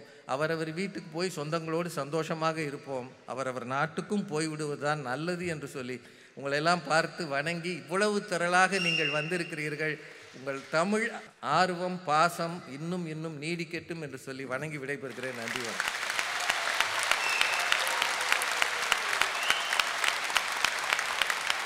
ராஜா அநேகமாக எதிர்கட்சியை முடிச்சிட்டார். ரொம்ப சிரமம். இருக்கிற நடப்புக்களை எல்லாம் எடுத்து காட்டி இதுதான் இருக்கிற நிலைமை, இதில் எப்படியா இது சாத்தியம்னு நீங்கள் சொல்கிறீங்க அப்படின்னு கேட்குறது தோரணை இருக்கு பாருங்க. அது என்னமோ நீங்கள் எல்லாருமா கேட்குற மாதிரி அவர் பேசிவிட்டார். இப்போ சிரமந்தான். அதில் பாரதிக்கு இன்றைக்கி கிடைச்சிருக்க நேரு இருக்கே, பாவம் கையை வேற தட்டி வச்சிருக்கு. இதை கை தட்டக்கூடாதே ஒரு மனுஷன். வாங்க வாங்கடா வாங்க. அன்பும் அறிவும் வாய்ந்த நடுவர் அவர்களே, மேடையிலே இருக்கின்ற பேச்சாளர் பெருமக்களே, வணக்கத்துக்கும் மரியாதைக்கும் உரிய கல்யாண மாலை மோகன் ஐயா அவர்களே, திருமதி மீரா நாகராஜன் அவர்களே, திருமதி பொன்னம்மாள் அவர்களே, லைக்கா நிறுவன தலைவரினுடைய தாய் அம்மையார் அவர்களே, மிகச்சிறப்பாக இந்த ஐக்கிய ராஜ்ய தமிழ் சபைகளை ஒருங்கிணைத்திருக்கின்ற டாக்டர் ஜூ ஜோசப் அவர்களே, அத்தனை பேருக்கும் என்னுடைய பணிவின் வணக்கங்கள். நண்பர்களே, கிட்டத்தட்ட ஒரு 15 வருடங்களாக நண்பர் ராஜாவுக்கு எதிரணியிலேயே நான் பேசி வருகின்றேன். இன்றைக்கு போல என்றைக்கும் அவர் பேசி நான் கேட்டதே இல்லை. என்ன ஆக்ரோஷம், என்ன கோபம், ஒன்றும் காரணம் இல்லை. உங்கள் ஊருக்கு வந்த உடனே அந்த இமிக்ரேஷன் ஆஃபீஸருக்கு ராஜா சாரை பார்த்தா கொஞ்சம் சந்தேகமாக இருந்தது. சந்தேகப்படுறதுக்கு தானே அவருக்கு சம்பளம் கொடுக்குறாங்க, அவரோட வேலை அதுதானே. ஒருவர் தன்னுடைய வேலையை சரியாக செய்தால் ராஜா சாருக்கு கோபம் வருகிறது. அந்த ஒரு கோவத்தை வச்சுக்கிட்டு எங்கெங்க போயிட்டாரு பாருங்க. சரி, இப்ப எவ்வளவு குறைகளை ராஜா சொன்னார்னு நீங்க எல்லாரும் கேட்டீங்கல்ல. மாட்டுதாவணி பஸ் ஸ்டாப்ல ராத்திரி 12 மணிக்கு பிரியாணி அவருக்கு கிடைக்குது. இங்க ஷேக்ஸ்பியர் நினைவிடத்தில் 4 மணிக்கு அவருக்கு காஃபி கிடைக்கல. எனக்கு என்ன புரியலன்னா, இவ்வளவு கஷ்டம் இருக்கே சார், எதுக்காக 7வது தடவையா லண்டனுக்கு நீங்க பேச வரீங்க?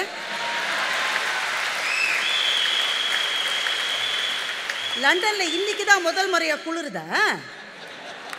லண்டன்ல இன்னைக்கு தான் 4 மணிக்கு காஃபி கிடைக்காம இருக்கா? 6 முறை அனுபவத்துக்கு பிறகும் 7வது முறை கூப்பிட்ட உடனே நானும் வரேன், எங்க அக்காவும் வரான்னு கிளம்பி வரீங்க. எதுக்கு வரீங்க? உங்க ஊர்ல இருக்க வேண்டியதானே சார். எதற்கு வருகிறீர்கள் என்றால், இங்கே இருக்கிற தமிழ் சொந்தங்களை பார்க்கிற போது நமக்கு மகிழ்ச்சியாக இருக்கிறது. எங்கள் ஊரிலிருந்து நீங்கள் வந்திருக்கலாம்,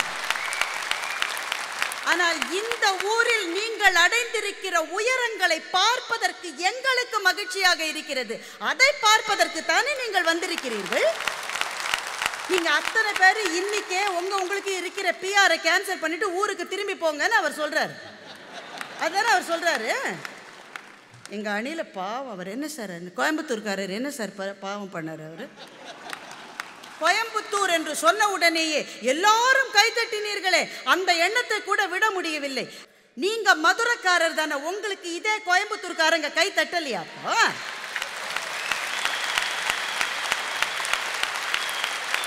சரி, என் ஊர்னா எனக்கு சந்தோஷமா இருக்கு சார், அதை நான் சொல்லக்கூடாதா? அதை என்னுடைய அடையாளம் எனக்கு மகிழ்ச்சியை தருகிறது. அந்த காரணத்தினாலேயே என்னுடைய அடையாளங்களோடு என் ஊரிலேயே நான் வாழ்ந்து விட வேண்டும் என்றால் நாம் அத்தனை பேர் கிராமங்களிலே தான் இருந்திருக்க வேண்டும், நகரங்களுக்கு கூட குடிபெயர்ந்திருக்க கூடாது. ஷேக்ஸ்பியர் நினைவிடத்துக்கு போய் டீ கிடைக்காம வந்ததை இவ்வளவு நினைவா சொல்றாரு. நேத்திக்கு ரக்பின்ற ஊர்ல அங்கே இருக்கின்ற தமிழர் அமைப்பு ஒன்று அங்கே இருக்கிற நூலகத்தில் தமிழ் பிரிவை திறந்து வைப்பதற்காக எங்கள் நடுவரை அழைத்திருந்தது. நாங்கள்லாம் போயிருந்தோமா. அந்த ஊரின் மேயர் அவர் இந்த பிரிட்டிஷ் பிரஜை. அந்த அம்மா வந்திருந்தது. என்ன ட்ரெஸ் போட்டுட்டு இருந்தாங்க தெரியுமா? ஒரு சல்வார் கமிஸ் போட்டுட்டு அந்த அம்மா வந்திருந்தது. அந்த அம்மாவை உட்காத்தி வச்சுட்டு, ராஜா சார் நீள நீளமா அப்பான்னு பார்த்து செந்தமிழ்ல பேசுறேன். சாதாரணமா அவ்வளவு தமிழ் வராது நம்ம ஆளுக்கு. இந்த மேயரை பார்த்த உடனே உற்சாகம் பொங்கி நல்ல செந்தமிழ்ல பேசுறேன். உடனே அந்த அம்மா பக்கத்தில் நான் உட்காந்து என்கிட்ட வாட் இஸ் ஹி சேயிங் அந்த அம்மா சொல்லிச்சு. நான் நடுவில் மானே தேனே பொன்மானே எல்லாம் போட்டு, இவர் எங்கள் ஊரில் இருக்கிற ஒரு அறிஞர் அப்படின்னு கூடுதலாக அவரை பற்றி சொன்னோன்னா அந்த அம்மா இவர்கிட்ட ஆட்டோகிராஃப் வாங்குது.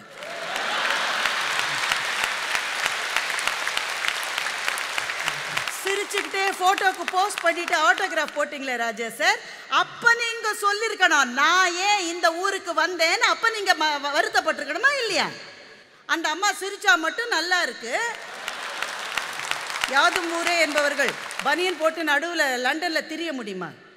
சொன்னாரா இல்லையா? உங்களை யார் சார் திரிய சொன்னாங்க? நீ ரோமுக்கு வந்தால் ரோமானியனாக இரு, இதுதான் அடிப்படை. லண்டன் குளிர் இருந்தால் 3 லேயர் போட்டுட்டு தான் ஆகணும். நீங்கள் மதுரை பஸ் ஸ்டாப்பில் நிற்கிற மாதிரியே லண்டன் பஸ் ஸ்டாப்பில் நிற்க முடியாது. ஒன்றுமே இல்லை சார், நாங்கள் தங்கியிருந்த ஹோட்டலில் அந்த கீ கார்டு அவருக்கு வேலை செய்யலை. அவருக்குன்னு சிலது அப்படிலாம் நடக்கும். அதை சரி செய்யறதுக்காக அந்த அம்மாட்ட போய் நின்னாங்க. அங்கே ஒரு கியூ இருக்கு. கியூவில் இவரை நிற்க சொல்லிட்டாங்க சார். அதனால் ஒரு கோவம் வந்துருச்சு. நம்ம ஊரில் தெரியாத ஒரு விஷயத்தை இங்கே நாங்கள் கற்றுட்ருக்கோம். கியூவில் நிற்கிறதுன்ற டிசிப்ளினே இல்லாத நாம இங்கே வந்த அப்புறம் கற்றுட்ருக்கோமா இல்லையா? எத்தனை முறை நம்முடைய ஊரில் ஒரு கியூவில் நம்ம நின்றுட்டுருப்போம். 10 நிமிஷம் 15 நிமிஷம் நின்னப்புறம் யாரோ எந்த செல்வாக்கோடு முன்னால் வருவதை பார்த்தால் நமக்கு மனசு வலிக்கிறது அல்லவா? இங்கே வந்த பிறகு கற்றுக்கொள்கிறோம், யாரா இருந்தாலும் அந்த கியூவில் தான் நிற்கணுன்றதை கற்றுக்கொள்கிறோம். அந்த அம்மா இவரை அடையாளம் தெரிந்து கொண்டு, நீங்கள் செந்தமிழ் நாட்டினுடைய தங்கத் தமிழர் அல்லவா, முன்னே வாருங்கள். முதல்ல நமக்கு எந்த ஊர்ல என்ன இருக்குன்னே தெரியல. ஆனா நம்ம சொல்லுவோம் எந்த ஊருக்கு நீங்க போகாதீங்க. கணியன் ஏன் அதை சொன்னான்? யாதும் ஊரே யாவரும் கேளீர் என்று கணியன் பூங்குன்றன் ஏன் சொன்னான்? நடுவர் அதை தொட்டு காட்டினார். பக்கத்தில் இருந்த மதுரைக்கு கூட கணியன் பூங்குன்றன் போயிருப்பாரா இல்லையா என்று நமக்கு தெரியாது. இந்த காலம் என்ன காலம்? சேர சோழ பாண்டியர்கள் தோன்றிய காலத்தின் போதுதான் கணியன் இதை சொல்லுகிறார். இனக்குழுக்கள் போராடி கொண்டிருந்த காலம், பேரரசுகள் கிடையாது, சிறு சிறு இனக்குழுக்கள். தன்னுடைய ஊரை தாண்டி 40 கிலோமீட்டர் 50 கிலோமீட்டர் கூட போக முடியாத ஒரு வாழ்க்கையில் கணியன் பூங்குன்றன் நின்று காலம் என்ற கருங்கடலை பார்த்து சொன்னான், யாதும் ஊரே யாவரும் கேளீர் என்று. காலத்தை தாண்டி பார்க்கக்கூடிய விழிகள் கணியன் பூங்குன்றனுக்கு இருந்தது. 2000 வருஷத்துக்கு பின்னால் இந்த நிலத்தில் தோன்ற போகிற தமிழர்கள் உலகமெங்கும் பறந்து பட்டு போய் ஆட்சி செய்ய போகிறார்கள் என்கின்ற காலத்தை கடந்து பார்க்கிற விழி கணியன் பூங்குன்றனுக்கு இருந்தது. அதை இங்கே நாம் கொண்டாடி கொண்டிருந்தால் எனக்கு வடை கிடைக்குமா, எனக்கு பஜ்ஜி கிடைக்குமா, எனக்கு டீ கிடைக்குமா? அந்த டாக்டர் அம்மா பாருங்க, அவங்க என்ன தப்பா சொல்லிட்டாங்க? சட்டத்திட்டங்களுக்கு உட்பட்டு வாழ்ந்தால் யாதும் ஊரே யாவரும் கேள். சட்டத்திட்டங்களுக்கு உட்பட்டு வாழ்ந்தால் என்று கணியன் பூங்குன்றன் சொல்லி இருக்கிறானா? சொல்லி இருக்கிறார். யாதும் ஊரே யாவரும் கேளீர். அடுத்த லைன் ராஜா சார் படிக்கல. தீதும் நன்றும் பிறர் தர வாரா என்பதுதான் அடுத்த லைன். சட்டத்திட்டங்களுக்கு உட்பட்டு எல்லா இடத்துலையும் இருந்துதானே சார் ஆகணும். சென்னையில் இருந்தா வேணா ராஜா சாரா சூப்பர் ஸ்டாருடைய மாமனாரான்னு உங்களை விட்டுருவாங்க, ஊருக்கு விடுவாங்களா உங்களை? அப்போ மற்ற இடங்களுக்கு, ஊர்களுக்கு, நாடுகளுக்கு நாம் வந்து வாழ்கிற போது எளிமையை கற்றுக்கொள்கிறோம். ரஷ்யாவிலே போய் சொல்லுங்கள், உக்ரைனிலே போய் சொல்லுங்கள். நான் சொல்றேன், போய் நீங்க சொல்லாததுனால தானே சார் இன்னும் அடிச்சுட்டு செத்துட்டு இருக்கான். நீங்க சொல்லவே கூடாதுன்னா இன்னும் ஊருக்கு அடிச்சுட்டு சாக மாட்டானா சார்? என்ன சார் பேசுறீங்க நீங்க? ரஷ்யாவிலே இருக்கிற மருத்துவர் கூட உக்ரைனிலே அடிபட்டு இருக்கிற ஒரு போர் வீரனுக்கு மருத்துவம் செய்ய முடியும். Because doctors have no borders. அப்படிப்பட்ட புனிதமான தொழில் மருத்துவர்களிடமிருந்து ஆரம்பிக்கட்டும், ஆனால் மற்றவர்களுக்கும் பரவட்டும் என்ற நல்ல நோக்கத்தில் இதை பார்க்க வேண்டுமா? நொட்டாங்கு சொல்லிட்டே இருந்துட்டு இதை பார்க்க வேண்டும். என்ன சார் பேசுறீங்க? அந்நிய நாட்டுக்கு போனால் நீங்கள் எப்போதுமே இரண்டாந்தர குடிமக்கள் தானே. அப்ப என்ன செய்யலாம்? நம்ம ஊர்லயே இருந்திருக்க வேண்டியதானே. எதற்காக சார் 1 லட்சம் மாணவர்கள் ஒவ்வொரு ஆண்டும் இந்தியாவிலிருந்து கிளம்பி வெளிநாட்டிலே வந்து படிக்கிறார்கள்? ஏனென்றால் என்னுடைய ஊர் எனக்கு பெரியது, பெருமை வாய்ந்தது, மகிழத்தக்கது. ஆனால் உலகம் முழுவதும் பரவி இருக்கின்ற அறிவு கடலின் ஒரு துளியை நான் தேடி தேர வேண்டும் என்றால் எங்கேயும் என்னால் பயணம் செய்ய முடியும் என்று தானே அவர்கள் வருகின்றார்கள்.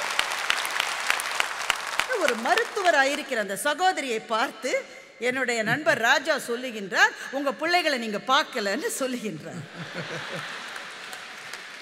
பட்டிமன்ற பேச்சாளராக ஊராக பயணம் செய்து கொண்டிருக்கிற நீங்கள் உங்கள் பிள்ளைகளை எப்போது பார்த்தீர்கள் ராஜா சார்? நம்ம ரகசியங்கள்லாம் சொல்லாதீங்கப்பா. அவங்க கொரோனா பீரியட்ல சர்வ் பண்ண மருத்துவர் அவர். அவங்க தன்னுடைய உயிரை பற்றி ஒரு கணம் நினைத்திருந்தால் 9 உயிர்கள் இறந்திருக்குமா இல்லையா? அதை பற்றிய எண்ணம் இல்லாமல் அவர்கள் வந்து சேவை செய்தால், இவர் சொல்றாரு நாங்க கூட தட்டெல்லாம் தட்டினோம், வளைஞ்சு போச்சு. வளையாத தட்டை எடுத்து தட்டுங்க. அப்போ சார் ஸ்பூனையும் டம்ளரையும் தட்டுவது என்பது இட்ஸ் a gesture. என நேர பார்த்து ஒரு மருத்துவரின் கையை குலுக்கி, மருத்துவர் அவர்களே நீங்கள் பெரிய சேவையை செய்தீர்கள் என்று சொல்ல முடியாத காலகட்டம் கொரோனா காலகட்டம்.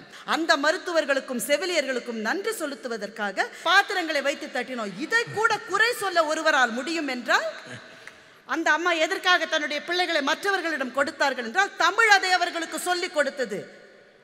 ஊரான் பிள்ளையை ஊட்டி வளர்த்தால் தன் பிள்ளை தானே வளரும் என்பதை தமிழ் அவர்களுக்கு சொல்லிக் கொடுத்தது. இப்போ உங்களுக்கு ஒரு தகவல் தெரியுமா ராஜா சார் அவர்களே? 2016 ஐரோப்பிய யூனியனில் இருந்து விலகி விடலாம் என்று இந்த தேசத்தை சேர்ந்தவர்கள் 52 விழுக்காடு பேர் ஓட்டு போட்டிருந்தார்கள். அப்படி ஓட்டு போட்டவர்களில் சில பேரை தேர்ந்தெடுத்து கருத்து கணிப்பு நடந்து 2016 அப்படி ஓட்டு போட்டீங்களே, இப்ப என்ன நினைக்கிறீங்கன்னா 57 விழுக்காடு பேர் Brexit decision was wrong என்று உங்கள் நாட்டிலே சொல்லி இருக்கிறார்கள். எதனால சொன்னாங்க?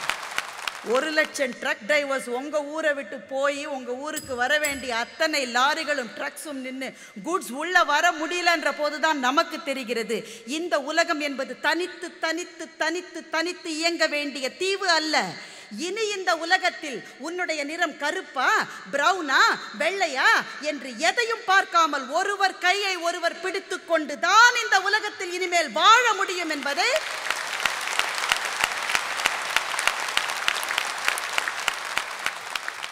எந்த ஊருக்கு போனாலும் நீங்கள் இரண்டாம் தர குடிமகன் தான் என்று ராஜா சொன்னார்.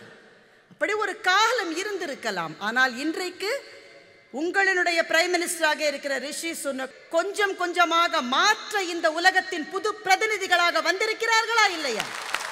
அரசியலை விடுங்கள், இன்றைக்கு உலகத்தை ஆட்டி படைத்துக் கொண்டிருக்கின்ற மிகப்பெரிய பிக் 4 டெக் கம்பெனிஸிலேயே இந்தியர்கள் தான் ஆட்சி செய்கிறார்கள் என்றால் பாஸ் சொன்னாராம், ஒரே கொடியிலிருந்து மாம்பழமும் வர வேண்டும், அன்னாசி பழமும் வர வேண்டும். எல்லா பாஸும் அப்படித்தான் சொல்லுவாங்க பிரதர். நாம செய்யற வேலையை தானே நம்ம செய்ய போறோம் எங்க இருந்தாலும். இனத்தாலும் நிறத்தாலும் பிரிவினைகளை உலகத்துக்கு அறிமுகப்படுத்தியது இந்த சமூகம் என்ற சொல்லை பாலாஜி பயன்படுத்தினார். நண்பர்களே, இனத்தாலும் நிறத்தாலும் பிரிவினைகள் உண்டு என்பதை இந்த சமூகம் உலகெங்கும் எடுத்து சென்றது அந்த காலம். ஆனால் இன்றைக்கு இனத்தாலும் நிறத்தாலும் பிரிவினைகள் இருந்தாலும் அதை ஏற்றுக்கொண்டு அனைவரும் ஒரு குலமாய் வாழ்வோம் என்று நம்ப ஆரம்பித்திருக்கிற காலம் இந்த காலம். இந்த மண்ணிலே வாழ்கின்ற ஜெஃப்ரி ஆர்ச்சர் என்ற மாபெரும் எழுத்தாளரினுடைய எழுத்துக்கு நான் அடிமை. அவர் ஒரு கதை எழுதினார், சேஞ்ச் ஆஃப் ஹார்ட்ஸ் என்று. கருப்பர்களை வெறுக்கின்ற ஒரு வெள்ளைக்காரர். அந்த வெள்ளைக்காரர் கார் ஓட்டி போகிற போது வேகமாக கார் ஓட்டுகிறார். எதிலே கருப்பு இனத்தை சேர்ந்த ஒருவர், அவ கரெக்டா வர்றார், இவர் தப்பா போறாரு. 2 காரும் மோதிக்குது. 2 பேரும் ஹாஸ்பிட்டலுக்கு போறாங்க. ஒரு மாசம் கழித்து வெள்ளைக்காரர் கண் விழித்து நான் எப்படி உயிரோடு இருக்கிறேன் என்று கேட்டார். அந்த மருத்துவர் சொன்னார், அந்த கருப்பர் இறப்பதற்கு முன்னால் அவருக்கு மூளைச்சாவு ஏற்பட்டு விட்டது. அவரினுடைய இதயத்தை உங்களுக்கு பொருத்தி இருக்கிறோம், உங்களினுடைய இதயம் துடிக்கிறது என்று மருத்துவர் சொன்னார். இவர் கருப்பர்களை வெறுக்கிறவர். அதனால் அவர் கேட்டார், ஐயோ, ஒரு கருப்பரின் இதயத்தையா எனக்கு வைத்திருக்கிறீர்கள் என்று இவர் கேட்டார். அந்த மருத்துவர் பதில் சொன்னார், ஆம், but do you know something? Your body does not know that this heart belongs to a black person என்று சொன்னார். உன்னுடைய உடம்புக்கு தெரியல அது ஒரு கருப்பரின் இதயம் என்று தெரியவில்லை என்று. அப்படிப்பட்ட சிந்தனைகள் உருவான இந்த மண்ணில் இப்படிப்பட்ட 3 பேரை பேச நீங்கள் அனுமதித்திருக்கவே கூடாது. உனது வீடு, உனது பக்கத்து வீடு, இவற்றின் இடையே உள்ள சுவற்றை இடித்து பாரடா இந்த மானுட பரப்பை, பாரடா உன்னுடன் பிறந்த பட்டாளம், மானுட சமுத்திரம் நான் என்று கூவு, அறிவை விருத்திசை அகண்டமாக்கு, விசால பார்வையால் விழுங்கு மக்களை என்று சொன்ன பாரதிதாசனுடைய அந்த கவிதை தான் இனி வருகின்ற தலைமுறைகளுக்கு வாழும் வேதமாக இருக்க போகிறது. நான் தான் மானுட சமுத்திரம் என்று கூவுகிற எங்கள் அணிக்கு இந்த மானுட சமுதிரத்தின் தலைமை குடிமகனான எங்கள் நடுவர் தீர்ப்பு வழங்குவார் என்ற நம்பிக்கையோடு விடை பெறுகிறேன். வணக்கம். பெரியோர்களே, ஒரு அருமையான சிந்தனை அரங்கம். ரொம்ப சூடாகவும் இருந்தது, சுவையாகவும் இருந்தது. என்ன அருமையாக 2 கட்சியும் பேசியிருக்காங்க. ஏதாவது தப்பு சொல்ல முடியுதா இந்த கட்சியை பார்த்து? ஏன், அவங்க பேசியது உண்மையாக தானே தெரியுது. உண்மையாக தெரிஞ்சுக்கிட்டு இருக்கும்போதே இவங்க பேச ஆரம்பித்த உடனே பொய்ய பேசிவிட்டாங்களே, நம்மளை ஏமாத்திட்டாங்களே அப்படின்னு நினைக்குது மனசு. தமிழுக்கு கிடைச்ச வெற்றியா இது? உலக மொழிகளிலே எந்த மொழியிலும் இல்லாத கலை இந்த பட்டிமன்ற கலை. எந்த மொழியிலும் இல்லை. இன்றைக்கு அது அறிவியல் உலகை நோக்கி புறப்பட்டுக்கிட்டு இருக்கு. என்ன வேகம் வளர்ந்துருக்கு. அதற்கு காரணம் இந்த மக்கள். ரொம்ப அருமையாக இன்றைக்கு அவங்க பேசின 6 பேரும் பேசின பேச்சு இருக்கு பாருங்க. கேட்டு கேட்டு கேட்டு கேட்டு பாரதி பாட்டை கேட்டு கேட்டு கிறுகிறுத்து போனேனடா, அந்த கிறுக்கில் உளறு மொழி பொறுப்பாயடா என்று சொன்னானே, அது மாதிரி இவங்க பேசுகிற பேச்சை கேட்டு கேட்டு நீங்கள் ரசிச்சிருக்கிற காட்சியை பார்த்தா அவ்வளோ அருமையாக பேசியிருக்கிறார். ராஜா சொல்கிறார், ஓங்கி அடிக்கிறார். விஷா கேட்குறான், உள்ளே விட மாட்டேங்கிறான். அதெல்லாமே நெப்போலியன் காலத்துக்கு பிறகு தான் வந்தது, அதுக்கு முன்னாடி கிடையாது. பறவைகள் போனது போல தான் நாமும் போய்கிட்டு இருந்தோம். பின்னாடி சட்டம் வந்துருச்சு. அதைத்தான் ராஜா சொல்கிறாரு, விட மாட்டேங்கிறான் ஐயானார். ஆமாம், இப்போ நம்ம ஊருக்கு வந்தால் விட்டுருவோமா? இல்லையே. நம்ம போய் ஒரு நம்ம கிராமத்துக்குள்ளேயே போய் நின்று புதுசாக ஏதாவது சொன்னாயே, ஆறு நீயே ஆறு அணியே போடா ஊரு போடா போடா, இன்னும் பெருசாக பேசிக்கிட்டு இருக்க, இங்கே வாலாட்டாத. அடே நான் தமிழ் தெரியுது. மதனக்காரனுக்கு எதுக்குடா இங்கே திருநெல்வேலியில் பேச்சு? என்ன பேச்சு? நம்ம ஊருக்குள்ளேயே சொல்கிறோமே, அப்போ அடுத்த மண்ணில் சொல்ல மாட்டாங்களா? ஒரு சட்டையா, ஒரு சட்டம். இந்த சட்டத்துக்குள்ளே வாழ முடியும் அப்படின்னு சொல்கிறதான் விசேஷம். சட்டம் இல்லாமல் வாழ்ந்து விடுவதை விட வரையறைகள் கூடிய ஒரு நாட்டில் வாழ்வது தான் ரொம்ப முக்கியம். அதைத்தாயா இவங்க ரொம்ப பெருசாக சொல்கிறாங்கன்னு நம்ம நினைக்கிறோம். சரியா? அதெல்லாம் சத்தாங்க. நிறத்தால் பேதங்கள், அது ஒரு சொல்கிறார், நிறத்தால பேதம். நம்மளை பார்த்த உடனே இப்படி சோத்தை சுழிக்கிறான் சார். இங்கே மட்டும்தானா? நான் பொண்ணு பார்க்க போகும்போது எனக்குள்ளே தெரியும். இன்னமும் சொல்லிட்டேயே, நம்ம ஊருக்குள்ளேயே இந்த கதை நடக்குதே, அதை அங்கேயும் ஜெயிக்கிறோம்ல. இவையெல்லாம் தடைகள் இருக்குயா, நிறைய தடைகள் இருக்கு. தடைகளை மீறித்தானே வளர்றோம் அப்படின்றாங்க. அதில் இன்னொரு பெரிய பிரச்சனை என்ன அப்படின்னா, நல்லா யோசிச்சு பாருங்க. இந்த யாதும் ஊரே யாவரும் கேளீர் என்ற இந்த தொடருக்கு அதை கொடுத்தவன் தமிழன். அது கவிஞர்களுடைய கற்பனைன்னு இவங்க தொடங்கினாங்க. அப்போ திருவள்ளுவரும் ஒரு கவிஞர் தானே, அது கற்பனையா? அது மறைமா? வாழ வேண்டிய வழி சட்டம், உங்களுக்கும் எனக்குமாக வைத்திருக்கிற சட்டம். அது அவன் கவிஞருங்க. கவிஞர்கள் எங்கு வந்தாலும் கூட, எந்த கவிஞனாக இருந்தாலும் சரி, எந்த நாட்டுக்காரனாக இருந்தாலும் சரி, கற்பனாவாதி தான். கற்பனையோடு கூட உண்மையை கொடுப்பாங்க. அந்த உண்மையை நம்ம வாங்கி கொண்டு நடக்கணும். சரி, இது பழைய காலம் ஆச்சுங்க. இன்னைக்கு அது எப்படின்னா, இன்னைக்கு தான் அது ரொம்ப முக்கியம். 53 நாடுகளுக்கு மேலே குறைந்தது, நிறைய நாடுகள் இருந்தாங்க, வாழுகிற ஒரே இனம் தமிழ் இனம். இந்த நாட்டு மக்களுடைய குடிமக்களாக இவர்கள் மாறினது மட்டுமல்ல, தமிழ் மொழி குறைந்தபட்சம் 6 நாடுகளில் ஆட்சி மொழியாக இருக்கு.